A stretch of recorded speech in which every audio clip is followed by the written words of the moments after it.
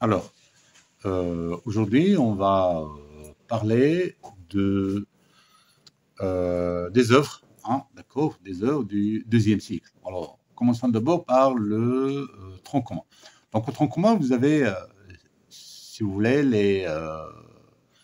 les trois œuvres, hein, si vous voulez. La première, c'est la nouvelle réaliste, hein, bien sûr, de Guy de Maupassant-Auchan. Mais en parallèle, vous avez bien sûr la ficelle, d'accord.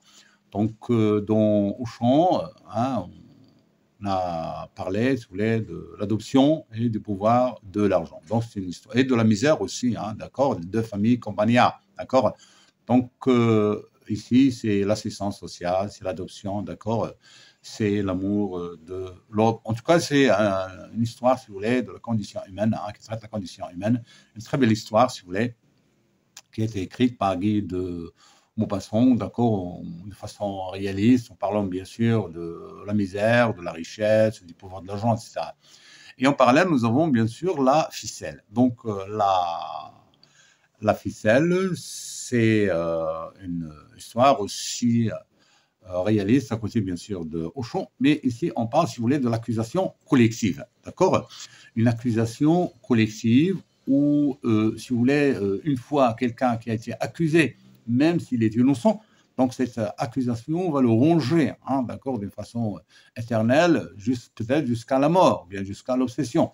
Donc M. Hochkorn, qui a été accusé par Malandrin, hein, des ennemis, des rivaux, et cette rivalité, hein, cette haine avait persisté jusqu'à l'accusation, si vous voulez, mensongère. Parce que M. Malandrin a accusé mensongèrement son, si vous voulez, rival, M. Hochkorn. Hein, il l'accuse d'avoir volé un portefeuille, bien qu'il soit restitué. On accuse toujours M.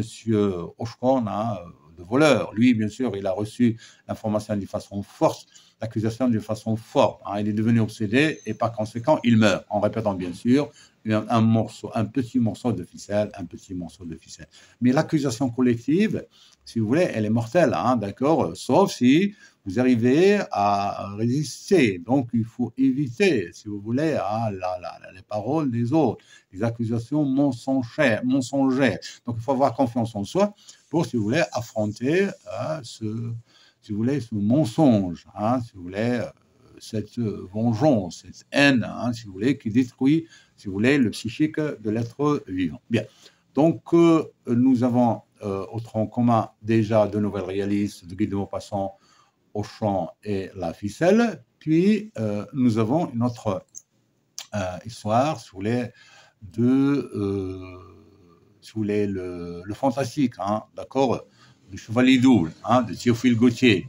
Donc ici, on est dans le fantastique, ça veut dire le mélange, bien sûr, entre le réel et l'imaginaire. Donc, Madame Edwige, bien sûr, qui avait été attirée par, si vous voulez, un charmeur, hein, en accouchant un enfant qui ressemble, si vous voulez, à cet homme qui avait demandé à l'hospitalité, un homme très beau, un homme de talent, talentueux, etc., un artiste, hein, d'accord, mais c'est un enfant qui était, si vous voulez, avait, je pourrais dire, un oxymoron chez les Grecs. Hein, ça veut dire qu'il y a l'idée son opposé. Il est heureux, il est malheureux. Il meurt, si vous voulez, il rit et il pleure.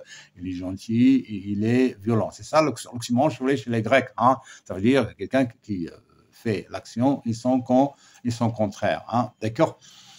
Et puis, nous avons en parallèle la Vénus d'Île, hein, de Prosper Mérimée, écrivain français. Donc ici, je rappelle que dans, si vous voulez, le Chevalier double, il faut éviter d'être charmé, si vous voulez, par des hommes étrangers, par des charmeurs, par des séducteurs. Pourquoi? Parce que l'histoire pourrait se terminer d'une façon un peu, si vous voulez, impitoyable. Tandis que chez la Vénus d'Île, donc ici, il s'agit bien sûr d'une Vénus, hein, on parle ici toujours des fantastiques, où il y a une Vénus bien sûr qui est mortelle, hein, qui agit, il a déjà tué, cassé la jambe de son déterreur. Puis, si vous voulez, le mari, hein, qui va épouser sa fiancée, la bague qu'il avait bien sûr placée dans l'annulaire de la Vénus, hein, elle a été retenue, d'accord. Puis enfin, euh, le, l'enfant, si vous voulez, Alphonse, le fils de Père Orague, bien sûr, a été tué, étranglé mortellement par cette Vénus qui est venue le matin, si vous voulez, étrangler le mari, tout en laissant, bien sûr, le témoin qui est sa fiancée. Donc ici, fantastique, si vous voulez, mélanger, d'accord, du réel avec l'imaginaire, d'accord. Donc c'est du fantastique à travers, bien sûr, Prosper Mérimée. Si on retient, je sais pas moi, le fantastique de, si vous voulez, de Maupassant, donc vous avez le Horla, si vous voulez, vous avez plusieurs, si vous voulez, nouvelles, d'accord, fantastiques, mais si on cite par exemple Alice au pays des merveilles, ici c'est le merveilleux. Pourquoi le merveilleux? Ça veut dire tout est merveilleux, d'accord, Alice au pays des merveilles. Bien. Donc, on passe, si vous voulez, toujours dans le tronc commun, à la pièce de théâtre de Molière. Donc, ici, Jean-Baptiste Poquelin. Donc, Molière, ici, à travers, si vous voulez, le bourgeois gentilhomme, il va mettre en relief un homme, d'accord, bourgeois, mais qui veut, si vous voulez, accéder aux qualités. Il veut devenir un homme de qualité. Ça veut dire accéder aux si vous voulez, les acquis des seigneurs. Donc, il fait venir des maîtres d'art, des maîtres de musique, des maîtres de langue, des maîtres tailleurs, des maîtres chanteurs. Mais malgré tout, bien sûr, il est dans le ridicule. Il est ridiculisé. Bien sûr, c'est le rire, pièce de théâtre qui a été jouée la première fois dans le palais royal devant Louis XIV, le roi Soleil, d'accord? Pourquoi? Parce que le père de... si vous voulez, Molière était un tapissier et travaillait dans le palais royal. Et l'histoire, bien sûr, a été déclenchée après la visite, si vous voulez, de l'ambassadeur, l'ambassadeur de la Turquie, si vous voulez, à la France, devant le roi Louis XIV. Et ils avaient présenté une petite pièce de théâtre. Donc le roi Louis XIV dit, bon voilà, moi, le roi de l'or, j'ai pas de théâtre, j'ai pas, si vous voulez, de couronnement culturel, si vous voulez, théâtral. Donc, il va ordonner, d'accord, à Molière de fonder une troupe, si vous voulez, de théâtre. Il n'y avait pas de place, mais le roi avait réservé, d'accord, avait accordé un pavillon du Palais Royal pour que Molière puisse, si vous voulez, produire de bonnes pièces théâtrales pour le rire. Je dis bien le rire, c'est pour s'extérioriser, d'accord? On pourrait bien, si vous voulez, s'extérioriser à travers, bien sûr, la tragédie. Ça veut dire on peut pleurer. Donc, s'extérioriser, soit à travers le rire, d'accord, soit à travers, si vous voulez, les pleurs dans une tragédie. D'accord? Bien.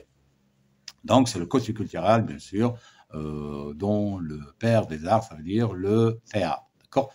Puis, en première année du bac, nous avons la première œuvre, donc nous avons la boîte à merveilles. Donc ici, c'est une encyclopédie, si vous voulez, marocaine, encyclopédie internationale. Pourquoi? Parce qu'elle relate, bien sûr, si vous voulez, les événements, d'accord, la vie anthropologique, si vous voulez, les mœurs marocaines, sous la colonisation, bien sûr, française, qui a commencé depuis 1912, protectorat français, sous le protectorat français, qui a commencé depuis 1912 jusqu'en 1956, bien sûr, avec le retour du feu Mohamed V. Bien.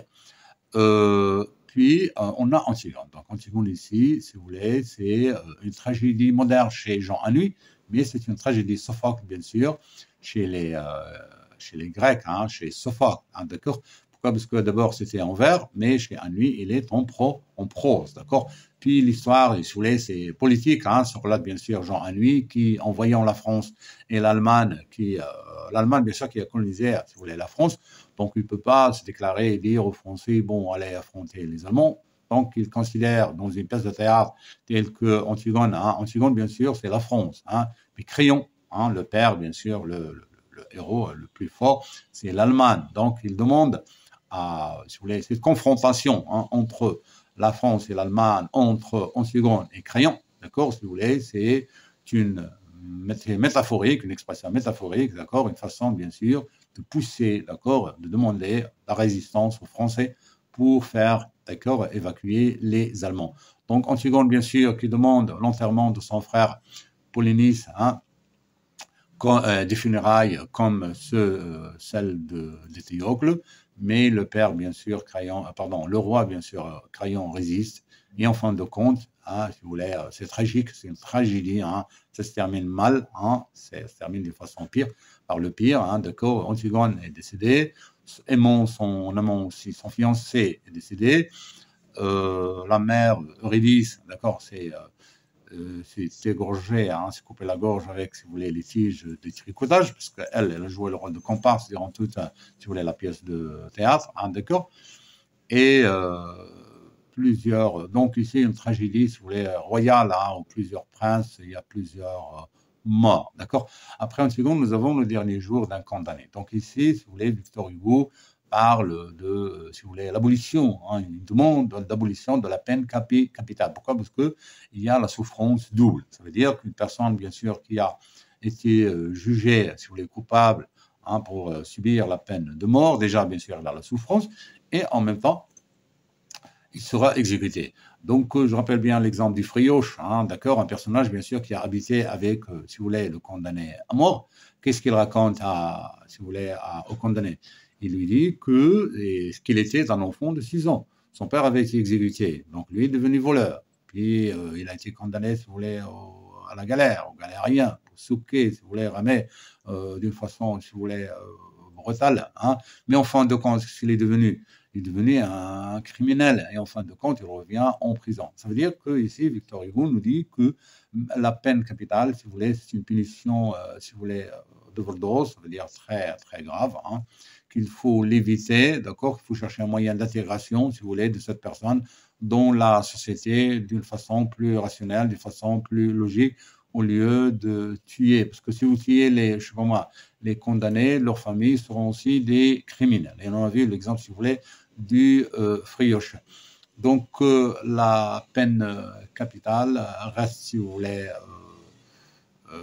un moyen, si vous voulez, d'exécution très, très pénible, hein, et très barbare, si vous voulez, même dans la justice, d'accord. Donc, l'espèce humaine, les gens, si vous voulez, l'intelligence humaine cherche un moyen, d'accord, de sauver les membres des familles des personnes qui ont été exécutées. On ne peut pas exécuter une personne et on va s'attendre que sa famille, les membres de sa famille seront les meilleurs. Peut-être ils seront les pires. Peut-être ils seront choqués, traumatisés et on aura toute une société, si vous voulez, où le traumatisme règne. Alors, je voulais dire que la peine de mort persiste actuellement, même, hein, d'accord, malgré la civilisation dans certains États américains, d'accord, en utilisant bien sûr la chaise électrique. Mais ça reste toujours, si vous voulez, une peine très brutale. En Chine, il y a toujours, bien sûr, la peine capitale. Dans certains pays autoritaires, la peine capitale. Au Maroc, hein, heureusement, ici, bien sûr, on a la perpétuité. Hein, d'accord, si quelqu'un est condamné à la peine capitale, généralement, on le prononce plus. Hein, d'accord, au nom du roi, on prononce simplement la perpétuité. Ça veut dire condamnation perpétuelle à jamais. Comme ça, le condamné, il va souffrir peut-être, il pourrait s'attendre, si vous voulez, à une grâce royale, bien sûr. Hein, d'accord, une grâce ne pourra être accordée que par un roi ou par un président. D'accord? Bien. Donc, voilà, je rappelle les 3, si vous voulez, œuvres dans le tronc commun. Donc, nous avons 2 nouvelles réalistes au chant en parallèle à la vitesse, 2 nouvelles, si vous voulez, fantastiques, le Chevalier double en parallèle avec la Vénus d'Île de Prosper Mérimée. Puis nous avons bien sûr, hein, la pièce de théâtre, le rire, hein, d'accord, le comique à travers Molière, hein, dans Le Bourgeois gentilhomme. En première année, nous avons la première œuvre, La boîte à merveilles, bien sûr, hein, une anthropologie encyclopédique marocaine, d'Ahmed Sfrewi, d'accord, écrivain marocain, monument, d'accord, culturel marocain. Puis nous avons Antigone, hein, pièce de théâtre écrite par Jean Anouilh. C'est une réécriture, d'accord, de la pièce de théâtre Sophocle, d'accord, au 3e, 4e siècle, mais ici, maintenant, au 20e siècle, hein, elle est réécrite par Jean Anouilh, si vous voulez, de façon métaphorique, politique. Et nous avons en fin de compte le dernier jour d'un condamné. Donc ici, bien sûr, c'est une demande universelle, internationale, au nom de Victor Hugo, pour l'abolition, si vous voulez, la suppression de la peine capitale. Merci.